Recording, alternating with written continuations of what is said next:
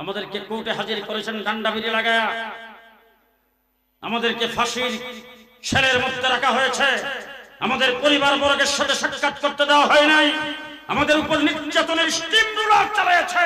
আর আজকে যারা আমাদেরকে নির্যাতন করেছেন, সপ্তাহ চত্বরে গুলি চালিয়েছে, পিলখানায় হত্যাকাণ্ড ঘটিয়েছে, লক্ষ লক্ষ কোটি কোটি টাকা যারা চুরি আর লুটপাট করেছেন, তাদেরকে অ্যারেস্ট করার পরে কোর্টে আসে দেখি বাবা ইস্তারির কাপড় লাগায়া। ঘটনা কি? ঘটনা কি? আজকে অন্তর্বর্তী কিভাবে গেল? কেন পারলেন না?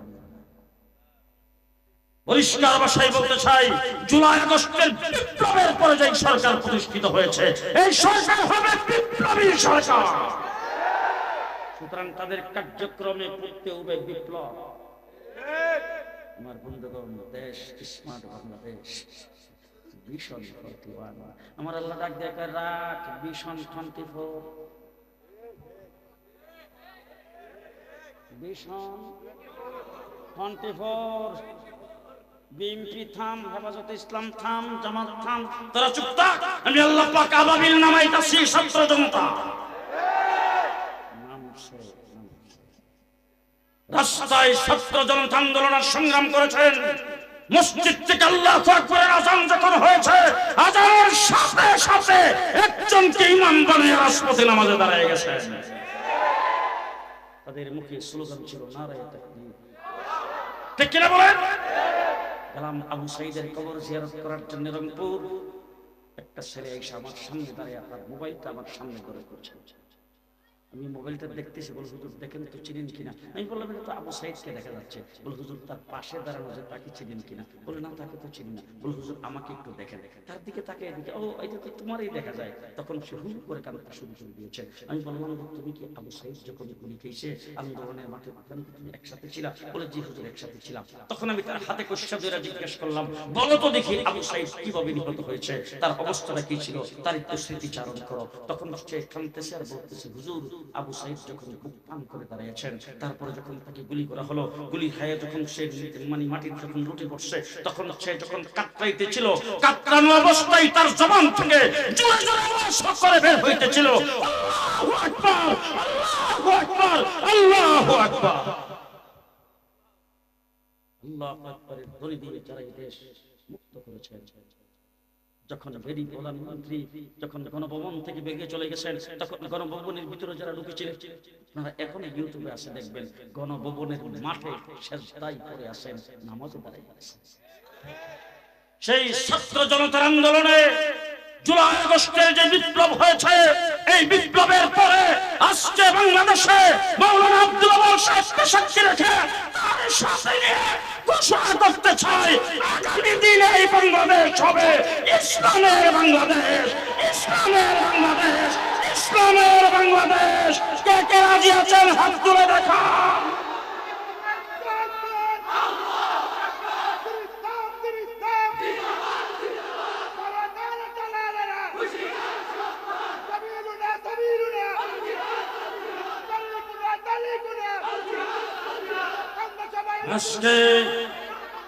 আজকে অন্তর্বর্তীকালীন সরকার সংবিধান প্রণয়নের জন্য কমিশন গঠন করেছেন, ভালো কথা। আমরা প্রস্তাব করেছিলাম আলেমদেরকে সংযুক্ত করার জন্য, করেন নাই। আমরা মেনে নিয়েছি, চুপ রয়েছি। পর্যবেক্ষণ করতেছি বাংলাদেশের সংবিধান হবে। সামনেই সংবিধানে যদি ইসলামের বিরুদ্ধে কোন একটা শব্দ যদি থাকে, অথবা ইসলামের সাথে সাংঘর্ষিক কোন শব্দ সংবিধানে থাকলে সোজা পরিগঙ্গায় ডুবাই দেওয়া হবে। ইসলামের বিরুদ্ধে বাংলাদেশে আর কিছুই চলবে না। পরিষ্কার কথা বলতে চাই, ক্লাস 1 থেকে শুরু করে ইউনিভার্সিটি লেভেল পর্যন্ত শিক্ষার সর্বস্তরে ইসলামী শিক্ষা বাধ্যতামূলক করতে হবে। জীবনে রক্ত অনেক দিয়েছেন, জীবনে স্লোগান অনেক দিয়েছেন, জীবনে রাজনৈতিক নেতার পেছনে স্লোগান দিয়েছেন, দলের জন্য স্লোগান দিয়েছেন, জীবনে নিজের স্বার্থ আদায় করার জন্য স্লোগান দিয়েছেন, দেশের স্বার্থ আদায় করার জন্য স্লোগান দিয়েছেন, দাবি আদায় করার জন্য স্লোগান দিয়েছেন। এবার আমি আপনাদের জিজ্ঞেস করতে চাই, এবার যদি সামনে মাঠে যদি নামতে হয় ইসলাম প্রতিষ্ঠার জন্য, আবার যদি সপ্তাহ চত্বরে যাইতে হয় নিজের জীবন দেওয়ার জন্য, কে কে প্রস্তুত? প্রস্তুত আছেন? আল্লাহ কবুল করুন। সবাই বলেন আমিন। ইমামত্ব পরিষদকে আল্লাহ পাক কবুল করুন, দ্বীনের রাহবার হিসাবে কবুল করুন। আপনাদেরকে মুহাম্মদুর রাসূলুল্লাহ সাল্লাল্লাহু আলাইহি ওয়াসাল্লাম আমাদের নবী, তিনি যদি আজকে থাকতেন সকল সমস্যার সমাধানের জন্য আমরা কার কাছে যাইতাম? নবীর কাছে যাইতাম। নবী নাই, নবীর ওয়ারিস উলামায়ে কেরাম, সমস্যার সমাধানের জন্য যাইতে হবে উলামায়ে কেরামের কাছে। ঠিক না বে ঠিক? আপনারা আলেমদের সাথে আছেন তো? সবাই না। আমরা দেশে একটা গ্রুপ আছে সাদিয়ানি, ওই সাদিয়ানি গ্রুপ তো আমরা লগেও আলেম আছে, আমরা লগেও আলেম আছে, আর আমরা বলি আমরা আলেমের সাথে আছি। আপনারা কোনটা? কারা কারা আলেমদের সাথে আছেন? আছেন তো সবাই আলেমদের সাথে? জি। বাংলাদেশে উলামায়ে কেরামের নেতৃত্বে শুরাই নিজামে পরিচালিত তাবলীগ জামাত, যেই তাবলীগ জামাত হযরত মাওলানা ইলিয়াস রাহমাতুল্লাহ আলাইহি এই দেশ জাতির জন্য রেখে গেছেন, গোটা মুসলিম মিল্লাতের জন্য রেখে গেছেন। দেওবন্দের উলামায়ে কেরাম যে তাবলীগ জামাত রেখে গেছে, সেই তাবলীগ জামাতের ইজতেমা আগামী কত তারিখ? 31, 1, 2 ফেব্রুয়ারি, 3, 4, 5 দুই পর্বে হবে, পুরা সপ্তাহব্যাপী। আপনারা যাইবেন না তো? যাইবেন তো? যাইবেন তো? টঙ্গী ইজতেমার মাঠ গোটা পৃথিবীর ভিতরে মুসলমানদের দ্বিতীয় জমায়েত, বৃহত্তম জমায়েতের মাঠ। সেই মাঠে যারা রক্ত জড়াইছেন, যারা সেই মাঠে সন্ত্রাসী কায়দায় আলিম ওলামায়ে কেরামের উপর আক্রমণ করেছেন, তাদের কোন ইজতেমা সেই মাঠে না হওয়াই উচিত। ঠিক কিনা বলেন? প্রশাসনকে বলবো মেহেরবানি করে তাদেরকে সেই মাঠে ঢুকতে দেবেন না, তাদেরকে সেই মাঠে ঢুকতে দেওয়া যাবে না। আমাদের ইজতেমা হবে ইনশাআল্লাহ। আমাদের হযরত নবী পৃথিবীতে আগমন করেছেন, নবীদেরকে আল্লাহ তাবারক ওয়া তাআলা নবুয়ত প্রমাণের জন্য মুজিজা দান করেছেন। কোন নবীকে দিবেন একটা, কোন নবীকে 3টা, কোন নবীকে 5টা, কোন নবীকে 7টা, সীমিত মুজিজা। আল্লাহ পাকের হাবিব মুহাম্মদুর রাসূলুল্লাহ সাল্লাল্লাহু আলাইহি ওয়াসাল্লামের মুজিজা আল্লাহ পাক দান করেছেন, তার মাথা থেকে পায়ের পাতা পর্যন্ত গোটা বডিতে মুজিজা, গোটা জিন্দেগীর প্রতিটা মুহূর্ত মুজিজা। আমার নবী মুহাম্মদুর রাসূলুল্লাহ সাল্লাল্লাহু আলাইহি ওয়াসাল্লাম বসছেন মুজিজা, দাঁড়াইছেন মুজিজা, শুনছেন মুজিজা, কথা বলছেন মুজিজা, চোখ করে রয়েছেন মুজিজা, হুজুর চাইছেন মুজিজা, চোখ বন্ধ করছেন মুজিজা, আঙ্গুল লাগা দিয়েছেন মুজিজা, হাত লাগা দিয়েছেন মুজিজা, রাসূল সাল্লাল্লাহু আলাইহি ওয়াসাল্লাম কথা বলছেন মুজিজা, চোখ করে রয়েছেন মুজিজা। আমার রাসূল সাল্লাল্লাহু আলাইহি ওয়াসাল্লামের 3.5 হাত বডি মুজিজা, গোটা কার্যক্রম পুরাটাই মুজিজা। হুজুরের মুখ থেকে থুতু বের হয়, থুতুটা সমস্ত রোগের অ্যান্টিবায়োটিক। শরীর থেকে গাম বের হয়, গামটা মেশকে আমরের চেয়ে বেশি শরীর। রাসূলুল্লাহ সাল্লাল্লাহু আলাইহি ওয়াসাল্লাম আঙ্গুল নাড়া দিয়েছে আকাশের চন্দ্র 2 টুকরা। হুজুর আল্লাহ পাকের দরবারে হাত উঠাইছে, হযরত ওমর ইবনে খাত্তাবকে আল্লাহ পাক কুসুমান করে দাঁড়ে আরকামে পাঠাই দিয়েছে। হুজুর রাস্তার কিনারে দাঁড়ে হাত উঠাইছে, আবু হুরায়রার মার অন্তরে হেদায়েত পৌঁছে গেছে। আল্লাহর নবী মসজিদের মিম্বরে বসে হাত উঠাইছে, হাতটা মুখে মুছবার আগে মদিনা থেকে মিষ্টি নাজিল করে দিয়েছে। নবী যারা হয়ে পৃথিবীতে আগমন করেছেন, নবীদের কাছে আল্লাহ পাক ওহী প্রেরণ করেছেন জিবরাইল আমিনের মাধ্যমে। যত নবীর কাছে যতবার জিবরাইল আমিন আগমন করেছেন, সমস্ত জিবরাইল আমিনের আগমন আদম থেকে ঈসা পর্যন্ত সব নবীদের কাছে আগমন করেছেন। সবগুলো যদি একত্রিত করে গড়ে ভাগ করা হয়, প্রত্যেক নবীর ভাগে 3 বার করে পড়ে। আর আমার আপনার নবী মুহাম্মদুর রাসূলুল্লাহ সাল্লাল্লাহু আলাইহি ওয়াসাল্লামের কাছে জিবরাইল আমিন আগমন করেছেন 24,000 বার। রাস্তা করেছে।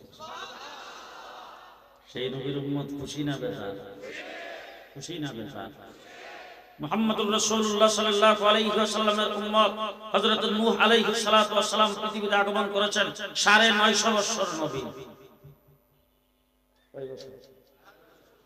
950 বছরের উম্মতের সংখ্যা 80 থেকে 82 জন। মাত্র 80 থেকে 82 জন।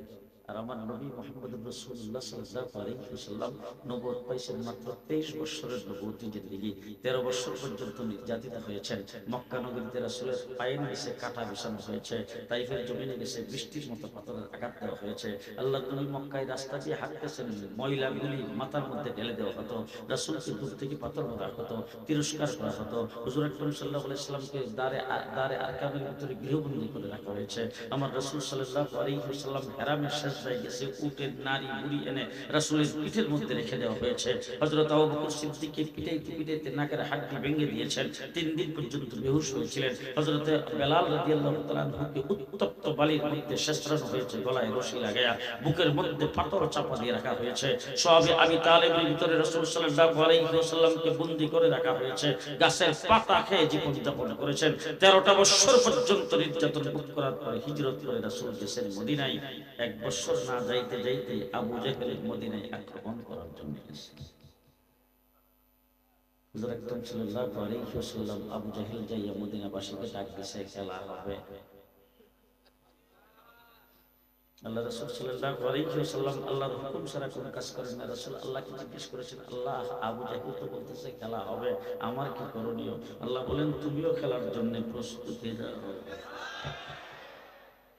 এতদিন পর্যন্ত নীরবে অনেক কিছু সহ্য করেছো, এতদিন পর্যন্ত কোনো প্রতিবাদ করো নাই, প্রতিরোধ করো নাই। আজকে যদি ইসলামের উপর আর মুসলমানদের উপর কেউ আক্রমণ করতে আসে, প্রতিবাদও করতে হবে, প্রতিরোধও করতে হবে।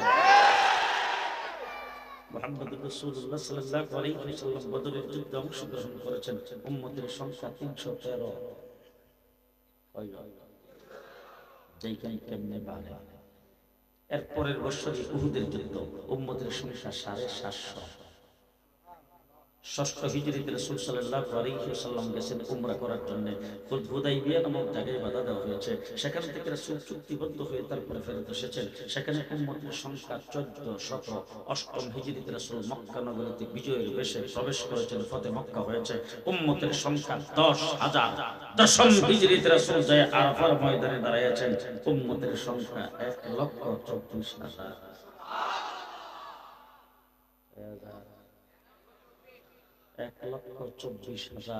মুহাম্মদুর রাসূলুল্লাহ সাল্লাল্লাহু আলাইহি ওয়াসাল্লামের উম্মত খুব ভালো করে শুনলেন। হযরত মূসা আলাইহিস সালাতু ওয়াস সালামের সংখ্যা, বনি ইসরাঈলের সংখ্যা 6 লাখ। ফেরাউনের সাথে 9 লাখ। মূসা আলাইহিস সালামের উম্মত বনি ইসরাঈলের জন্য আল্লাহ পাক আসমান থেকে মান্না ওয়া সালওয়া নাযিল করেছেন। মরুভূমির উপর দিয়ে যাইতেছে, পানি নাই। হযরত মূসা আলাইহিস সালাম লাঠি দিয়া পাথরের মধ্যে আঘাত করেছেন, 12টা নহর জারি হয়ে গেছে। সামনে সাগর পড়ছে, লাঠি দিয়া বাড়ি দিয়েছে সাগরের মধ্যখান দিয়া রাস্তা। সুযোগ সুবিধার অভাব নাই। কোরআনে কারীমের ভিতরে আল্লাহ পাক জায়গা জায়গায় বনি ইসরাঈলের নিয়ামতের কথা উল্লেখ করে তাদেরকে আল্লাহ পাক ঘোষণা করেছেন, আল্লাহ পাক বলেছেন। কিন্তু এত সুযোগ সুবিধা পাওয়ার পরে হযরত মূসা আলাইহিস সালাম বলছেন যে ফেরাউনের সাথে যুদ্ধ করা লাগবে। সব মিল্লা ডাক দিয়ে, যদি ফেরাউনের সাথে যুদ্ধ করা লাগে, তুমি আর তোমার আল্লাহ কইরো, আমরা নাই। মুহাম্মদুর রাসূলুল্লাহ সাল্লাল্লাহু আলাইহি ওয়াসাল্লাম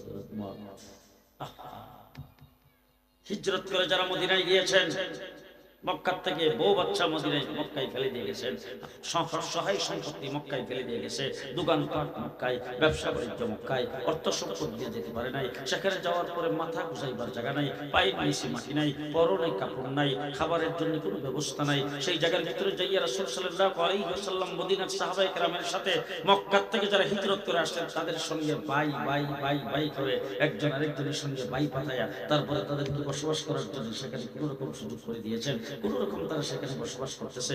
এমন সময় আবু জাহেল যখন মদিনায় আক্রমণ করার জন্য গেছে, রাসূল সাল্লাল্লাহু আলাইহি ওয়াসাল্লাম মদিনার সীমিত সংখ্যক মুসলমানদেরকে আহ্বান করেছেন, তাদেরকে সবাইকে সামনে আইনা জমা করেছেন। এখন সাহাবায়ে কেরাম হুজুর আকরাম সাল্লাল্লাহু আলাইহি ওয়াসাল্লামের সামনে কি বলেছেন খুব ভালো করে শুনেন।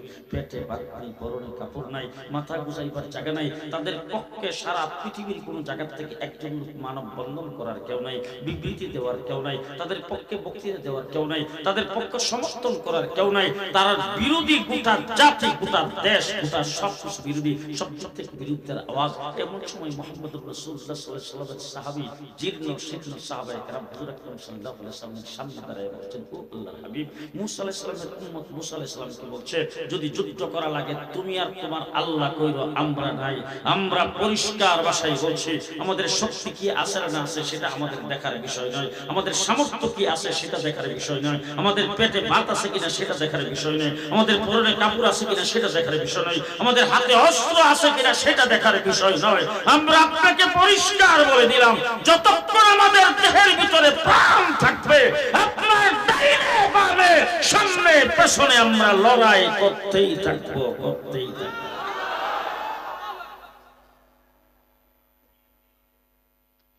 যে সাহাবায়ে কেরাম বদরের যুদ্ধে যাওয়ার সময় এই কথা বলছিল, এখন আপনারা যারা আছেন আপনাদের কি যে আপনাদের কি বক্তব্য? হ্যাঁ, আজকে যদি নারায়ণগঞ্জের এখানকার মানুষ, কাশীপুরের মানুষ যদি যাই, ডিআইটির মানুষ যদি যাই, আপনাদের এই চাষারা ওই জায়গার মধ্যে গেছেন, আপনি যাওয়ার পরে আপনার বাবাকে তুললে কেউ গালি দিছে, আপনার মারে তুললে কেউ গালি দিছে, রাগ হবে না? রাগ আসবে না? রাগ আসছে, প্রচন্ড রাগ, মানে একবারে দুধটা ছিঁড়ে ফেলাইবার মনে চাইতেছে। এমন সময় দেখেন, যদি যেই ব্যক্তি আপনাকে গালি দিছে সেই ব্যক্তির শক্তি বেশি, তার ভাই বোনেদের 4-5 জন, তার বন্ধু বান্ধব 4-5 জন তার সাথে আছে, এখানে যদি আপনি প্রতিবাদ করেন, তাকে যদি কিছু করতে চান, তাহলে আপনাকে ধরে ফেসে ফেলবে। ওই অবস্থায় আমার বেলা আমি বলতেছি, আমি কিন্তু এখানে সহ্য করে তাতে কামড় দিয়া মাথা নিচের দিকে দিয়া কথা বলে, হ্যাঁ আমি ওখান থেকে চলে আসবো। আমার বাবাকে যখন গালি দিছে আমি ওখান থেকে চলে আসবো, আর মনে মনে ভাববো, যদি সামনে সুযোগ পাই। কথা বলেন ঠিক না বেঠিক? কিন্তু আজকে পরিষ্কার ভাষায় আল্লাহর ওলিকে সামনে রেখে আমি বলতে চাই, যদি আল্লাহকে কেউ গালি দেয়, রাসূলকে কেউ গালি দেয়, কোরআনকে কেউ গালি দেয়, দ্বীন ইসলামের বিরুদ্ধে যদি কেউ কথা বলে, তাই আপনার শক্তি আসে না না আসে সেটা দেখার বিষয় নয়, প্রতিবাদ এবং প্রতিরোধ করা।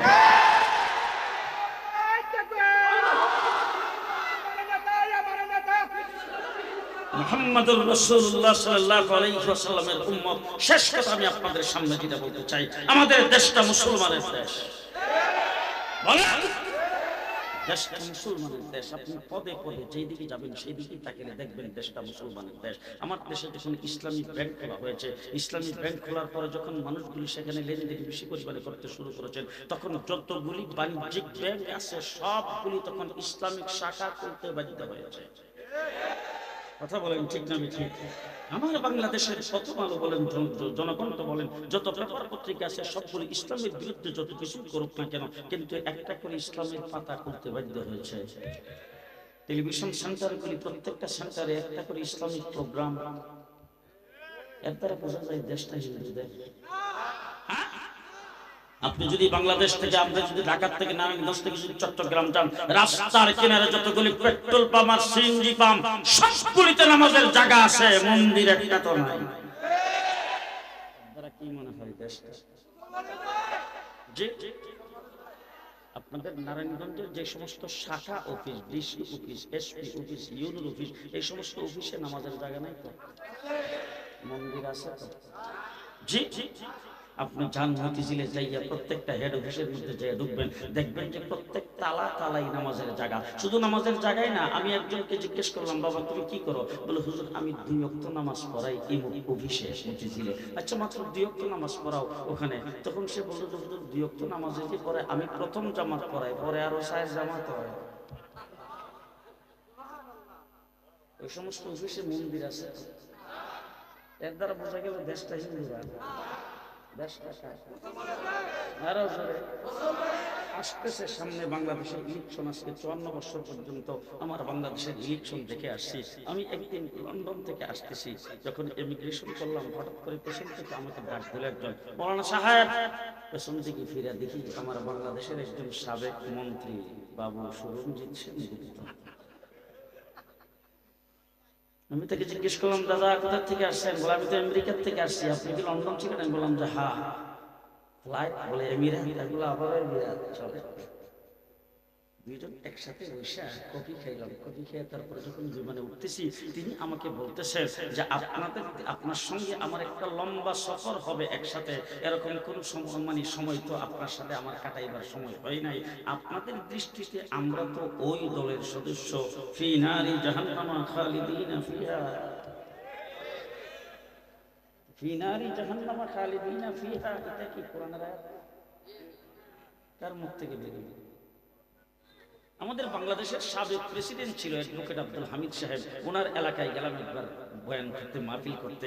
সেখানে একজন এলাকার জনপ্রতিনিধি আসছেন, উনি আইসা সৌজন্যমূলক স্টেজে উঠছেন, ওনাকে কিছু বলার জন্য দিছে আমার বয়ানের আগে। তিনি মাইকের সামনে দাঁড়াই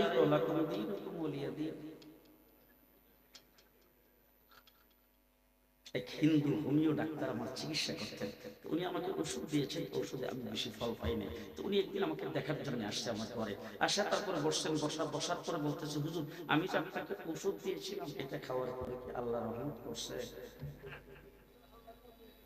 আল্লাহ রহমত শব্দটা কার ভাষা? জি, একটু পরে আমি যখন বললাম যে না খুব বেশি ফল তো পাই নাই, তখন সে একটা কাগজ টানদানি আর 2-3টা ওষুধ লিখলো, লেখে আমার হাতে দিয়ে বলতেছে, হুজুর ইনশাল্লাহ এই ওষুধগুলি আপনি খান, খাওয়ার পরে ইনশাল্লাহ ভালো হয়ে যাবে। ইনশাল্লাহ শব্দটা আমি তাকে জিজ্ঞেস করলাম, আপনি তো সনাতন ধর্মের মানুষ, কিন্তু আপনি তো শব্দগুলি ব্যবহার করতেছেন, এর দ্বারা তো মনে হচ্ছে ভিতরে ভিতরে। তখন আমার দিকে তাকে বলতেছে, হুজুর না না, ভিতরে ভিতরে কিছু না, আপনাদের মুসলমান মেজরিটি দেশ, মুসলমানদের সাথে চলতে ফিরতে মুসলমানদের শব্দগুলি অটোমেটিক মুখ দিয়ে বের হয়ে যায়। এর দ্বারা কি বোঝা যায়? জি, দেশটা মুসলমানের দেশ। আজকে মাওলানা আব্দুল আওয়াল সাহেবকে সাক্ষী রেখে বলে যাচ্ছি, আমার এই দেশ 800 বছর মুসলমান শাসন করার পরে এই দেশের ক্ষমতা ইংরেজ দখল করেছিল, ঠিক স্পেনের ক্ষমতাও ইংরেজ দখল করেছিল। স্পেনের ক্ষমতা দখল করার পরে স্পেন থেকে মুসলমানকে বিদায় করতে পেরেছে। আমার এই দেশ ইংরেজ দখল করে 250 বছর চেষ্টা করে একদিনের জন্য ইসলামকে বিদায় করতে পারে না। 200 বছর পর্যন্ত ইংরেজের বিরুদ্ধে লড়াই আমরা করেছি। আজকে আমার বাংলাদেশে গত 15 বছর যারা শোষণ করেছে, শুধু একটা কথাই তাদের মুখের মধ্যে বক্তব্য ছিল, স্বাধীনতার পক্ষ শক্তি, মুক্তিযুদ্ধের চেতনা। আর মুক্তিযুদ্ধের চেতনার কথা বলে, স্বাধীনতার পক্ষ শক্তির কথা বলে ইতিহাসকে জনগণকে ভুলে দিয়েছ। দেশ কিভাবে স্বাধীন হয়েছে, দেশ কিভাবে স্বাধীন হয়েছে, দেশের কর্ণধার কারা ছিল? পরিষ্কার ভাষায় বলতে চাই, ইংরেজ যখন এই দেশ দখল করেছে, ইংরেজদের বিরুদ্ধে কোন নেতা, কোন লিডার কোন শব্দ বলতে পারে নাই। যদি বুক টান করে দাঁড়িয়ে থাকে, ইংরেজদের বিরুদ্ধে যুদ্ধের ঘোষণা কেউ যদি দিয়ে থাকে, যুদ্ধ যদি করে থাকে, এই করেছে মৌলবরে এই করেছে। ইংরেজের বিরুদ্ধে 250 বছর লড়াই করে দেশকে আমরা স্বাধীন করেছি। 1947 সনে ইংরেজ আমাদের দেশ থেকে বিদায় হয়েছে। বিদায় হওয়ার সময় দেশটা 2 ভাগে স্বাধীন হয়েছে। দ্বিজাতীয় তত্ত্বের ভিত্তিতে 2 ভাগে স্বাধীন হয়েছে। এক ভাগ হলো হিন্দুস্তান, আরেক ভাগ হলো পাকিস্তান। একটা হিন্দুস্তান, আরেকটা পাকিস্তান। এবার আমি জিজ্ঞেস করতে চাই, যখন হিন্দুস্তান আর পাকিস্তান হলো তখন আমরা কোন ভাগে ছিলাম? বলেন বলেন বলেন। আমরা ছিলাম পাকিস্তানে। এবার জিজ্ঞেস করতে চাই, আমাদের ভাষা কি? বাংলা। আমরা জাতি কি? বাঙালি। আমরা জাতে বাঙালি, ভাষা হইল বাংলা। আচ্ছা, আমাদের পাশেই আরেকটা হিন্দুস্তানের একটা অংশ আছে যেটাকে পশ্চিমবঙ্গ বলা হয়, এটার রাজধানী কলিকাতা। বলেন যদি কি জানা থাকলে কলিকাতার ভাষা কি? বাংলা। তারা জাতে কি? বাঙালি। তাহলে তারাও বাঙালি, আমরাও বাঙালি। তাদের ভাষাও বাংলা, আমাদের ভাষাও বাংলা। কিন্তু দেশ যখন স্বাধীন হলো দ্বিজাতি তত্ত্বের ভিত্তিতে, আমরা হলাম পাকিস্তান, ওই বাংলা ভাষাভাষী কলকাতা, তারা হলো হিন্দুস্তান। আমি এবার আপনাদের কাছে জানতে চাই, তারা কেন হিন্দুস্তানের অংশ হলো? আর একই ভাষাভাষী হইয়া, একই বাঙালি জাতি হইয়া আমরা কেন পাকিস্তানের অংশ হলাম?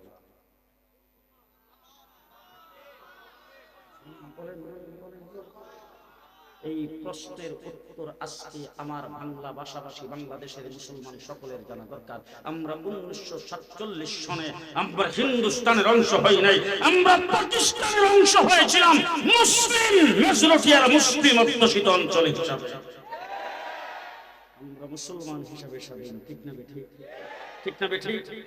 এবার সংক্ষেপে কথা বলতে চাই, ভালো করে কথাগুলি মনে রাখবেন। যখন আমরা হিন্দুস্তানের অংশ হইনি, পাকিস্তানের অংশ হয়েছি, পূর্ব পাকিস্তান হয়েছি, তখন পশ্চিম পাকিস্তানিরা আমাদের সঙ্গে বৈষম্যমূলক আচরণ শুরু করেছেন। শিক্ষার ক্ষেত্রে, চাকরির ক্ষেত্রে আমাদের সঙ্গে তারা ভালো আচরণ করে না। আমাদের সঙ্গে তারা যখন বিভিন্নভাবে আমাদেরকে যখন তারা তিরস্কার করতে শুরু করছে, নির্যাতন করতে শুরু করছে, আমাদের উপর যখন ক্ষমতার অপব্যবহার করতে শুরু করছে, তখন বাংলাদেশের মানুষ পশ্চিম পাকিস্তানের বিরুদ্ধে যখন স্লোগান দেয়, সেই স্লোগান দেওয়ার জন্য ঐক্যবদ্ধ প্ল্যাটফর্ম হয়েছিল, যুক্ত ফ্রন্ট গঠন হয়েছিল মাওলানা আজহার আলীর নেতৃত্বে। ইনাম মাওলানা আজহার আলী রাহমাতুল্লাহি আলাইহি সূরের দল। আজকে আমাদেরকে ইতিহাস তোমরা ভুল শিখাইতেছো, ইতিহাস থেকে আমাদের আলেম ওলামায়ে কেরামের নামটাকে মুছে ফেলতেছো। জেলখানার ভিতরে বসে বসে ইতিহাসটা পড়তেছিলাম, হঠাৎ করে দেখি যুক্ত ফ্রন্ট গঠনের ইতিহাস লেখা হয়েছে। সেই জায়গার ভিতরে হুসেন শহীদ সোহরাওয়ার্দীর নাম আছে, একে ফজলুল হকের নাম আছে, আছে মাওলানা বাশারীর নাম, শেখ মুজিবুর রহমান সাহেবের নাম আছে, আমার মাওলানা আজহার আলীর নাম নাই। আমার বন্ধুগণ, শেষ পর্যন্ত আসলো 1970-এর নির্বাচন।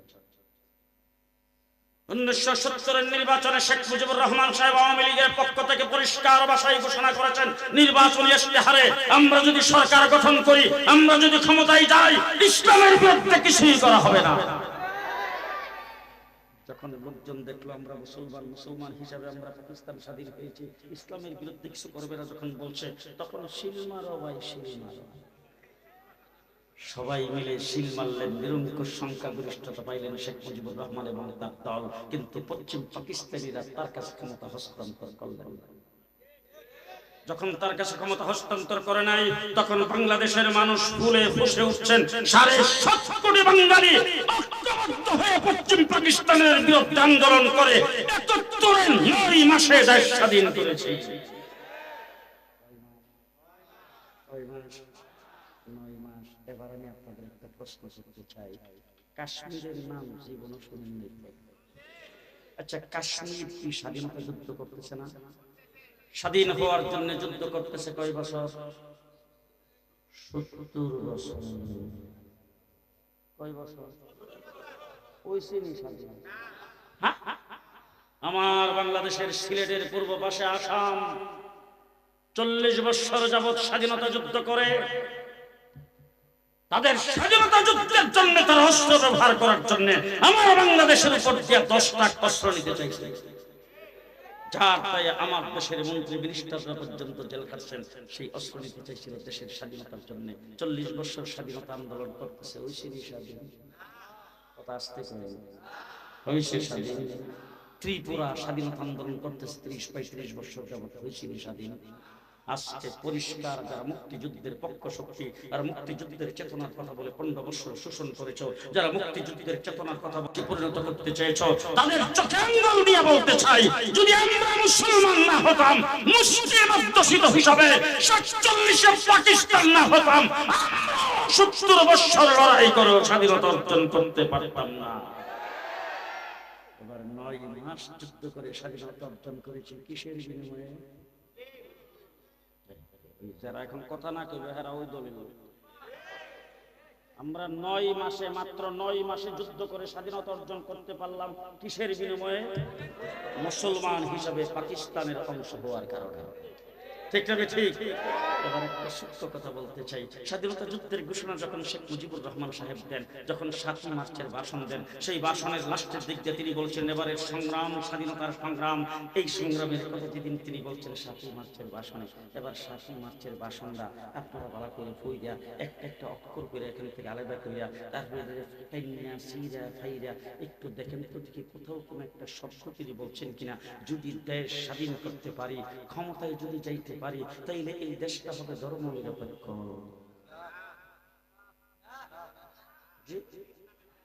বলছেন এই কথা কোথাও বলেন নাই। আমার দেশের শেখ জিয়াউর রহমান সাহেব, শহীদ প্রেসিডেন্ট জিয়াউর রহমান সাহেব, তিনি স্বাধীনতার ঘোষণা দিয়েছেন কালুঘাট বেতার কেন্দ্র থেকে। তিনি কিন্তু সেই ঘোষণার মধ্যে এই কথা বলেন নাই, মুক্তিযুদ্ধ আজকের থেকে শুরু করলাম, বাঙালি জাতি তোমরা স্বাধীনতা যুদ্ধে অংশগ্রহণ করো, দেশ যদি স্বাধীন করতে পারি দেশটা হবে ধর্ম নিরপেক্ষ। আস্তে কথা বলছেন মুক্তিযুদ্ধের সর্বাধিনায়ক এম এ জি উসমানী, তিনি বলেছেন করে মুক্তিযুদ্ধ করার সময় কথা বলছে, দেশ যদি স্বাধীন করতে পারি তাহলে দেশটা হবে ধর্মনিরপেক্ষ।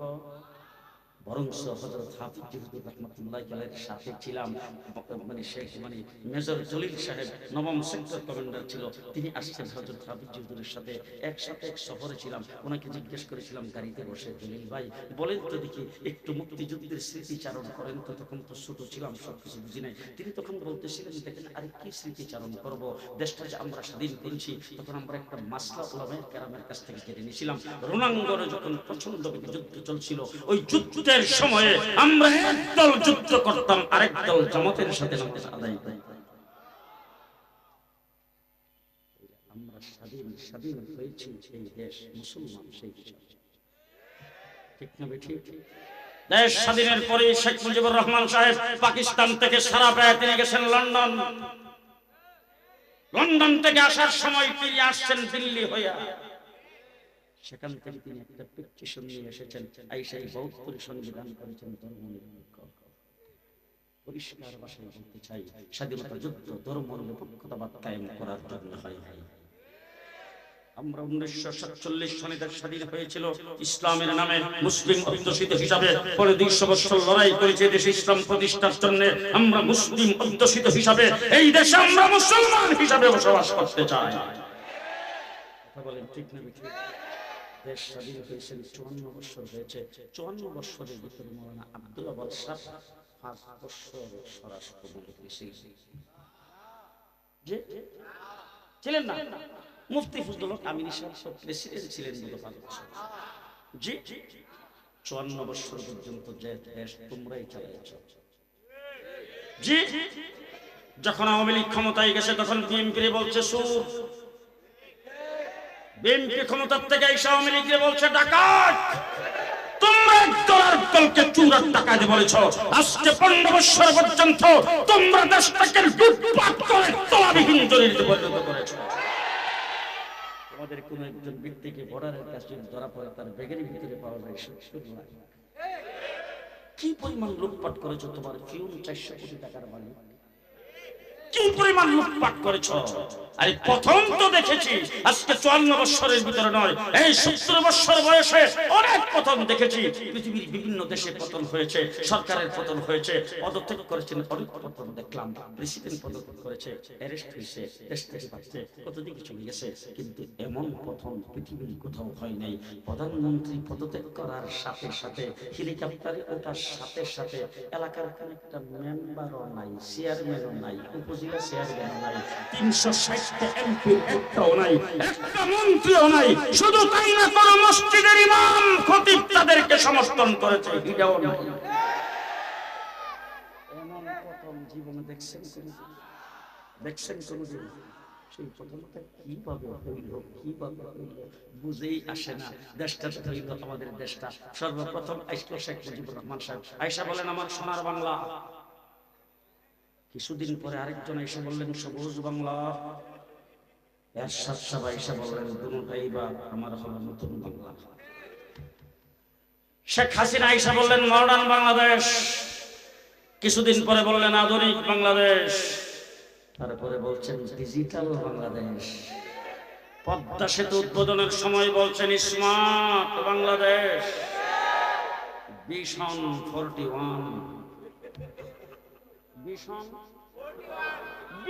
41 জেলখানার ভিতরে ছিলাম, সেখান থেকে চিন্তা ভাবনায় কাহিনী হাই 41 পর্যন্ত যদি ক্ষমতায় থাকে দেখি জেলখানা থেকে বের হবে কপালে। আমার আল্লাহ ডাক দেখে থাম, কি ভিশন 41 হবে না 41 হবে না কি হবে আমি এনে জানি। কোন রকম জেল থেকে বের হয়ে আসলাম। আসার পরে দেখলাম 28 তারিখে বিএনপি মাঠে নামলো। আমরা হেফাজতে ইসলাম শেষ রাত্র পর্যন্ত ছিলাম, বিএনপিরা আসরের আগে। আমরা হেফাজতে ইসলাম ছিলাম ফজরের আগ পর্যন্ত, বিএনপি আসরের আগে শেষ। বিএনপির দিল বাগায়া, জামাতের কত লোককে ফাঁসি টাসি দিয়ে গলির ভিতরে ঢুকে দিল। আর আমরা হেফাজতে ইসলাম একটা মূর্তির বিরুদ্ধে কথা বলছিলাম। কথাটাও বলছিলাম খুব সুন্দর করে। মাননীয় প্রধানমন্ত্রী, আপনার বাবার নেতৃত্বে দেশ স্বাধীন হয়েছে। তিনি আমাদের সকলের একজন শ্রদ্ধার পাত্র। তার মূর্তিটা যদি আপনি যাত্রাবাড়ির মোড়ের মধ্যে লাগান, আর আমাদের চোখের সামনে মূর্তির মাথায় বৈশা কাকে পাকিয়ে পায়খানা করবে, নাক মুখ বায়া বায়া পায়খানা পড়বে, এটা আমাদের কাছে দেখতে খারাপ লাগে। কথাটা কি খারাপ করছে? জি। কিন্তু তিনি আমাদের উপরে এইটার বিরোধিতা করার কারণে এমন রাগ হইলেন, আমাদেরকে জেলখানার ভিতরে ঢুকিয়ে দিলেন ফাঁসির শেলে, বিনা বিচারে সেখানে রাখলেন। আজকে জুমলাই মোতারাজা মধ্যখানে একটা কথা বলতে চাই, আমাদেরকে কোর্টে হাজির করেছেন ডান্ডা বিড়ি লাগায়া, আমাদেরকে ফাঁসির শেলের মধ্যে রাখা হয়েছে, আমাদের পরিবার বর্গের সাথে সাক্ষাৎ করতে দেওয়া হয় নাই, আমাদের উপর নির্যাতনের স্টিম রোলার চালিয়েছে। আর আজকে যারা আমাদেরকে নির্যাতন করেছেন, সপ্তাহ চত্বরে গুলি চালিয়েছে, পিলখানায় হত্যাকাণ্ড ঘটিয়েছে, লক্ষ লক্ষ কোটি কোটি টাকা যারা চুরি আর লুটপাট করেছেন, তাদেরকে অ্যারেস্ট করার পরে কোর্টে আসে দেখি বাবা ইস্তারির কাপড় লাগায়া।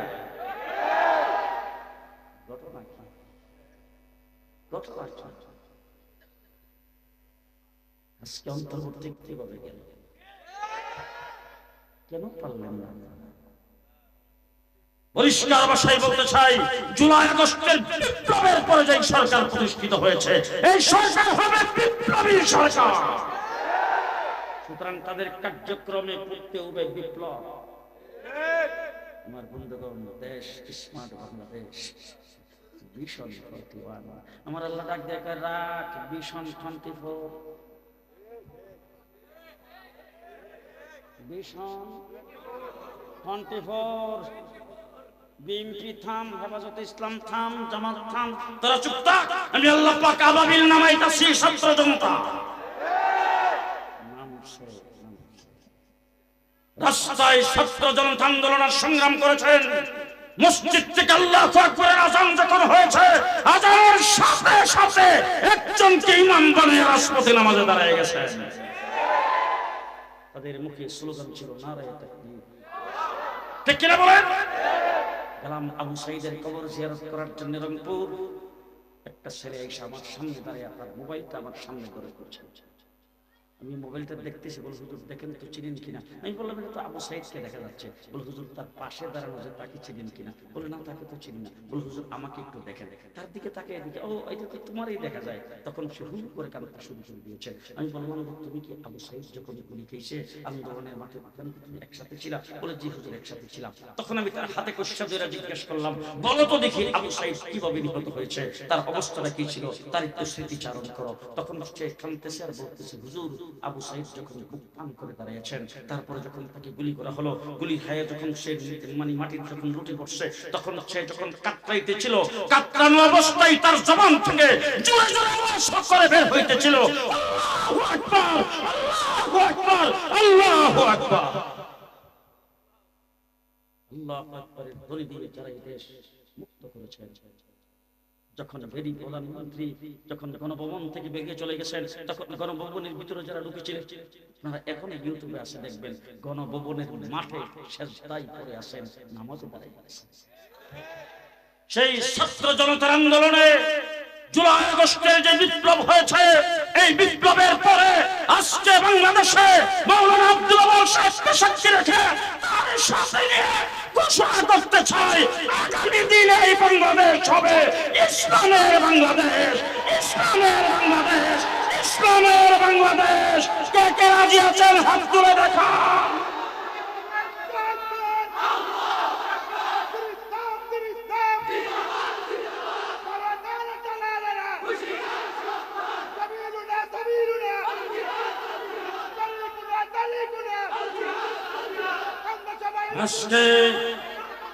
আজকে অন্তর্বর্তীকালীন সরকার সংবিধান প্রণয়নের জন্য কমিশন গঠন করেছেন, ভালো কথা। আমরা প্রস্তাব করেছিলাম আলেমদেরকে সংযুক্ত করার জন্য, করেন নাই। আমরা মেনে নিয়েছি, চুপ রয়েছি। পর্যবেক্ষণ করতেছি বাংলাদেশের সংবিধান হবে। সামনেই সংবিধানে যদি ইসলামের বিরুদ্ধে কোন একটা শব্দ যদি থাকে, অথবা ইসলামের সাথে সাংঘর্ষিক কোন শব্দ সংবিধানে থাকলে সোজা গঙ্গায় ডুবাই দেওয়া হবে। ইসলামের বিরুদ্ধে বাংলাদেশে আর কিছুই চলবে না। পরিষ্কার কথা বলতে চাই, ক্লাস 1 থেকে শুরু করে ইউনিভার্সিটি লেভেল পর্যন্ত শিক্ষার সর্বস্তরে ইসলামী শিক্ষা বাধ্যতামূলক করতে হবে। রাজি আছেন? রাজি আছেন? জীবনে রক্ত অনেক দিয়েছেন, জীবনে স্লোগান অনেক দিয়েছেন, জীবনে রাজনৈতিক নেতার পেছনে স্লোগান দিয়েছেন, দলের জন্য স্লোগান দিয়েছেন, জীবনে নিজের স্বার্থ আদায় করার জন্য স্লোগান দিয়েছেন, দেশের স্বার্থ আদায় করার জন্য স্লোগান দিয়েছেন, দাবি আদায় করার জন্য স্লোগান দিয়েছেন। এবার আমি আপনাদের জিজ্ঞেস করতে চাই, এবার যদি সামনে মাঠে যদি নামতে হয় ইসলাম প্রতিষ্ঠার জন্য, আবার যদি সপ্তাহ চত্বরে যাইতে হয় নিজের জীবন দেওয়ার জন্য, কে কে প্রস্তুত? প্রস্তুত আছেন? আল্লাহ কবুল করুন। সবাই বলেন আমিন। ইমামত পরিষদকে আল্লাহ পাক কবুল করুন, দ্বীনের রাহবার হিসাবে কবুল করুন। আপনাদেরকে মুহাম্মদুর রাসূলুল্লাহ সাল্লাল্লাহু আলাইহি ওয়াসাল্লাম আমাদের নবী, তিনি যদি আজকে থাকতেন সকল সমস্যার সমাধানের জন্য আমরা কার কাছে যাইতাম? নবীর কাছে যাইতাম। নবী নাই, নবীর ওয়ারিস ওলামায়ে কেরাম, সমস্যার সমাধানের জন্য যাইতে হবে ওলামায়ে কেরামের কাছে। ঠিক না বেঠিক? আপনারা আলেমদের সাথে আছেন তো? সবাই না। আমরা দেশে একটা গ্রুপ আছে সাদিয়ানি, ওই সাদিয়ানি গ্রুপ তো আমরা লগেও আলেম আছে, আমরা লগেও আলেম আছে, আর আমরা বলি আমরা আলেমের সাথে আছি। আপনারা কোনটা? কারা কারা আলেমদের সাথে আছেন? আছেন তো সবাই আলেমদের সাথে? জি। বাংলাদেশে উলামায়ে কেরামের নেতৃত্বে শুরাই নিজামে পরিচালিত তাবলীগ জামাত, যেই তাবলীগ জামাত হযরত মাওলানা ইলিয়াস রাহমাতুল্লাহ আলাইহি এই দেশ জাতির জন্য রেখে গেছেন, গোটা মুসলিম মিল্লাতের জন্য রেখে গেছেন, দেওবন্দের উলামায়ে কেরাম যে তাবলীগ জামাত রেখে গেছে, সেই তাবলীগ জামাতের ইজতেমা আগামী কত তারিখ? 31-1-2 ফেব্রুয়ারি, 3-4-5 2 পর্বে হবে, পুরা সপ্তাহব্যাপী। আপনারা যাইবেন না তো? যাইবেন তো? যাইবেন তো? টঙ্গী ইজতেমার মাঠ গোটা পৃথিবীর ভিতরে মুসলমানদের দ্বিতীয় জমায়েত, বৃহত্তম জমায়েতের মাঠ।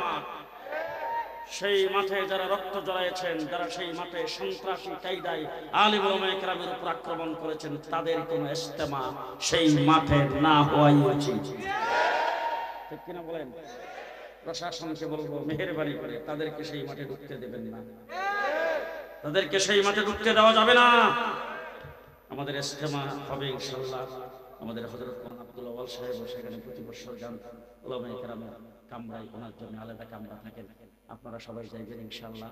আজকে থেকে প্রচার করবেন, জামাতবন্দি হবেন। আল্লাহ সবাইকে তৌফিক দান করুন। ওয়া আখিরু দাওয়ানা আলহামদুলিল্লাহি রাব্বিল আলামিন।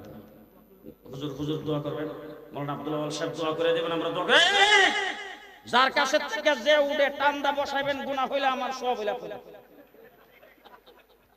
এই মাইকে দিন।